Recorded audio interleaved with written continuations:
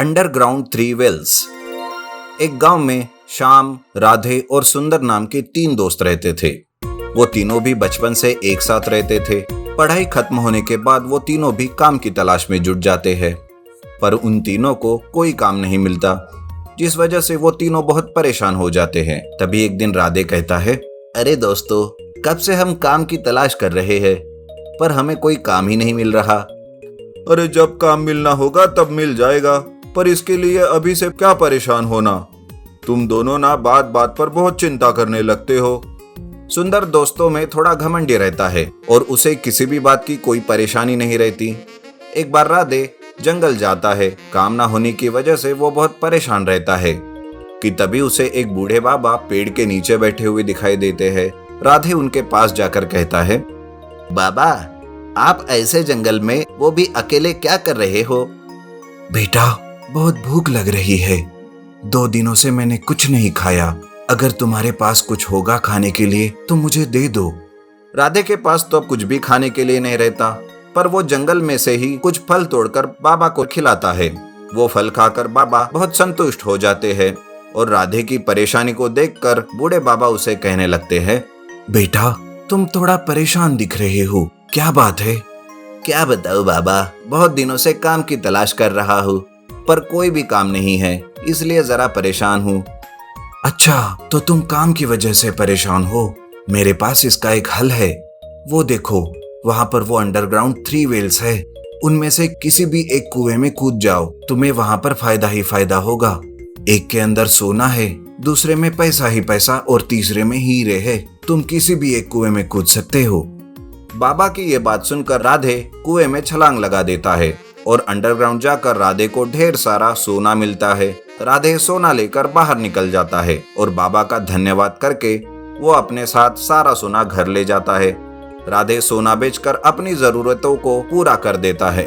राधे का सब कुछ ठीक चल रहा होता है। तब उसके दोनों दोस्त श्याम और सुंदर उसे मिलने आते हैं। तब श्याम उसे कहता है, अरे राधे, तुम्हें नौकरी लग गई और तूने हमें बताया तक नहीं। हाँ राधे, अपने दोस्तों से अब क्या तुम सब बातें छुपाने लगे हो? अरे नहीं दोस्तों, मैं आप लोगों से कोई बात नहीं छुपा रहा और ना ही मुझे कोई नौकरी मिली है। दरअसल ये सब जंगल की अंडरग्राउंड 3 वेल्स की वजह से हुआ है। इस तरह राधे अपने दोस्तों को जंगल की अंडरग्राउंड 3 वेल्स और बूढ़े बाबा के बारे में सब बताता है। तब राधे और सुंदर दोनों भी जंगल में जाते हैं। जंगल में जाकर वो दोनों उसी बूढ़े बाबा को मिलते हैं। श्याम कहता है, बाबा, हम भी नौकरी ना होने की वजह से बहुत परेशान हैं। क्या आप हमारी भी राधे के जैसी सहायता कर सकते हो? ठीक है बेटा, तुम भी किसी एक कुएं में कूद सकते हो। इस तरह श्याम बाबा की अनुमति लेकर दूसरे कुएं में कूद जाता है। श्याम को वहां पर ढेर सारे पैसे ही पैसे मिलते हैं। वो बूढ़े बाबा का धन्यवाद करता है और सुंदर को भी वो बूढ़े बाबा की अनुमति लेकर उस कुएं में जाने के लिए कहता है। लेकिन तब सुंदर कहता है, अरे इसमें बाबा की अनुमति लेने की क्या जरूरत है? जब मेरे सामने अंडरग्राउंड 3 वेल्स है तो उसकी अनुमति क्यों लूं मैं? पर सुंदर, एक बार बाबा से पूछने में क्या बुराई है? इस तरह से घमंड करना अच्छी बात नहीं होती। अरे श्याम, अब तुम मुझे मत सिखा। तुम्हें पैसे मिल गए हैं ना, तो जाओ अपना रास्ता नापो, मैं देखता हूँ मुझे क्या करना है। इस तरह सुंदर घमंड में आकर श्याम की बात नहीं सुनता और न ही बूढ़े बाबा से वो अनुमति लेता है। वो सीधा जाकर तीसरे कुएं में कूद जाता है। अंडरग्राउंड जाकर सुंदर सोना, पैसे, हीरे, इस तरह सारे ढूंढने लगता है, लेकिन उसे कुछ भी नहीं मिलता, बल्कि उसका सामना एक बड़े से जहरीले सांप के साथ होता है। तब वो सांप सुंदर को डस लेता है और सुंदर वही मारा जाता है। इस तरह से सुंदर लालच और घमंड में आकर अपनी जान गंवा देता है। राधे और श्याम भी अपने दोस्त को खोकर बहुत दुखी हो जाते हैं। श्याम कहता है, राधे, मैंने सुंदर को समझाने की बहुत कोशिश की, पर उसने मेरी कोई बात नहीं सुनी। अरे सुंदर ने कभी किसी की बात सुनी थी जो अब तुम्हारी बात मान लेता? हाँ, अब दोस्त खो दिया, इसका तो दुख हमेशा ही रहेगा। इस तरह वो दोनों भी सुंदर के जाने से दुखी हो जाते हैं। लेकिन सोना और पैसा मिलने की वजह से श्याम और सुंदर दोनों अपना अपना व्यापार शुरू करते हैं और हंसी खुशी अपना जीवन बिताने लगते हैं। इसलिए कहते हैं ना कि कभी भी हमें घमंड और लालच नहीं करना चाहिए। Magical golden helicopter restoration.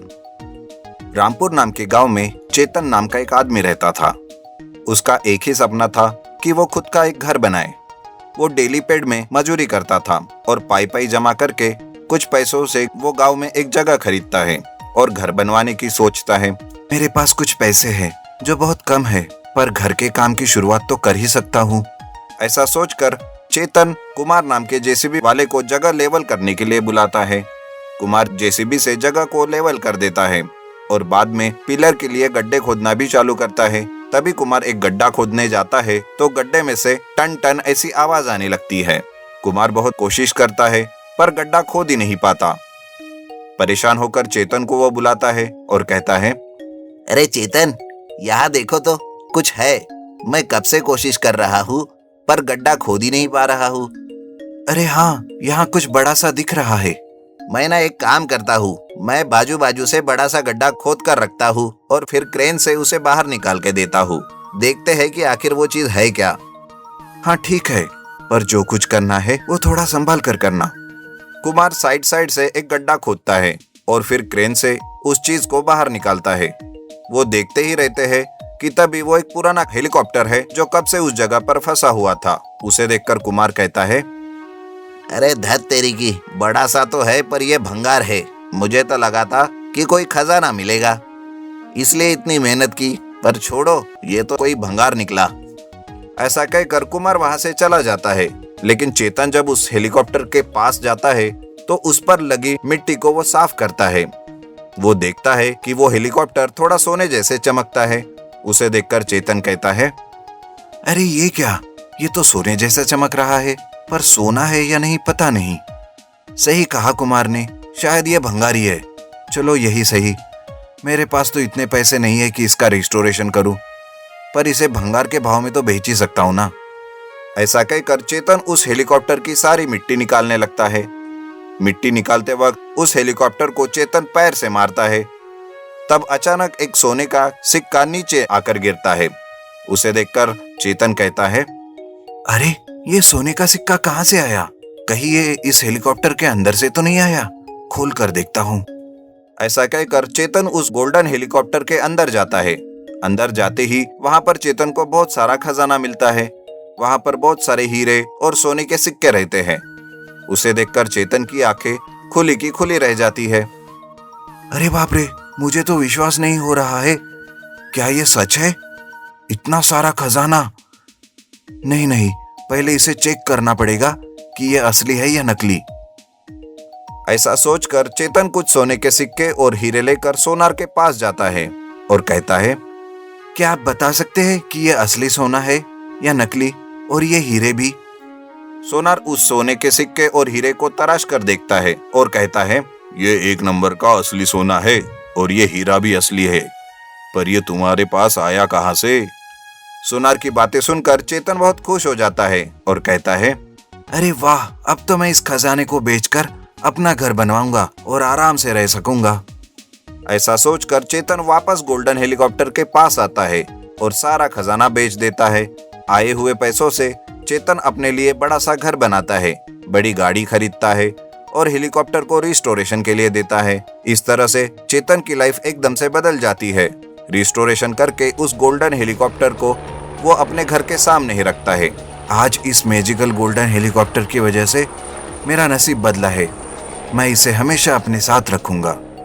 ऐसा करके चेतन उस गोल्डन हेलीकॉप्टर को हमेशा अपने साथ रखता है और अपनी जिंदगी ऐशो आराम से जीने लगता है। अंडर वाटर बोट गोल्डन खजाना।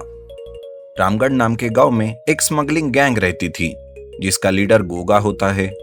वो सोना एक जगह से दूसरे जगह पर लेके जाता था। एक बार की बात है जब गोगा के कुछ साथी सोना कार से एक जगह पर पहुंचा रहे थे। तभी उन्हें पुलिस पकड़ लेती है और सारा सोना जब्त करके उन्हें जेल में डाल देते हैं। जब ये बात गोगा को पता चलती है तब वो अपने साथियों से कहता है, अरे ये आजकल क्या हो रहा है? हमारा सारा सोना पुलिस कैसे पकड़ रहे हैं? आखिर पुलिस को ये पता कैसे चल रहा है? कोई तो है हमारे बीच गद्दार। सरदार, हमारे बीच कोई गद्दार नहीं है। हमें ही सोना स्मगलिंग करने का तरीका बदलना होगा। वो कैसे? हर तरीका तो आजमाया, अब तुम ही बताओ क्या करना है। सरदार, क्यों ना हम सोने की स्मगलिंग समंदर से करें। मेरे पास एक बोट भी है, सारा सोना उसी बोट में छुपा कर ले जाएंगे। पर पुलिस वहां भी तो आ सकती है, तब क्या करेंगे? सरदार, बोट के नीचे सारा सोना छुपा कर रखेंगे। पुलिस ऊपर ऊपर से तलाशी लेगी, किसी को शक भी नहीं होगा। गोगा और उसकी गैंग अगले कंसाइनमेंट की राह देख रहे थे कि कब उन्हें नया काम मिलेगा और वो स्मगलिंग करेंगे। लेकिन काफी दिनों से उनको कोई काम नहीं मिल रहा था, इसलिए गोगा के साथी मस्त खा पी कर मजे कर रहे थे। अरे बेवकूफो, कुछ काम धाम ढूंढो, बस मुफ्त में खा पी कर मजे कर रहे हो। तभी उसका साथी वहां पर आकर कहता है, सरदार, मैं एक बहुत बड़ा काम लेकर आया हूँ। सोने को इस पते पर पहुँचाना है। ठीक है, सारा सोना उठा लो और संभाल कर अपनी बोट में छुपा दो। जी सरदार, मैंने पहले ही सोना उठाने के लिए एक आदमी को कह दिया है और वो सोना बोट में छुपा भी देगा। ठीक है, बहुत बढ़िया। लेकिन ये काम तुमने किसे बताया? सरदार, वो रंगा है ना, उसी को कहा। क्या रंगा? अरे कर दी ना बेवकूफों वाली बात। अभी तक समझ रहा था कि तू ही एक समझदार है मेरी गैंग में, लेकिन तू भी बेवकूफ ही निकला। अरे वो रंगा भुलक्कड़ है, सारा काम चौपट कर देगा। क्योंकि रंगा भुलक्कड़ था, वो थोड़ी थोड़ी देर में हर बात भूल जाता था, जिस वजह से गोगा बहुत डरा हुआ रहता है। रंगा कहता है, सरदार, काम हो गया, मैंने सारा सोना बोट में छुपा दिया है। काम सही किया ना? कहीं कुछ भूल तो नहीं गए? नहीं नहीं सरदार, मैंने सारा काम बढ़िया किया। इस बार आपको कोई भी शिकायत नहीं मिलेगी। रंगा की ये बात सुन गोगा की जान में जान आती है। फिर भी गोगा को उसकी बात पर भरोसा नहीं रहता। रंगा को वो शाबाशी तो देता है और रंगा भी खुशी से वहां से चला जाता है। इधर गोगा अपने साथी से कहता है, अरे इस रंगा पर ध्यान रखना, कहीं कोई गड़बड़ ना कर दे। और हाँ, इस बार मैं सोना पहुंचाऊंगा, देखता हूं कि कैसे पकड़ता है कोई मेरे सोने को।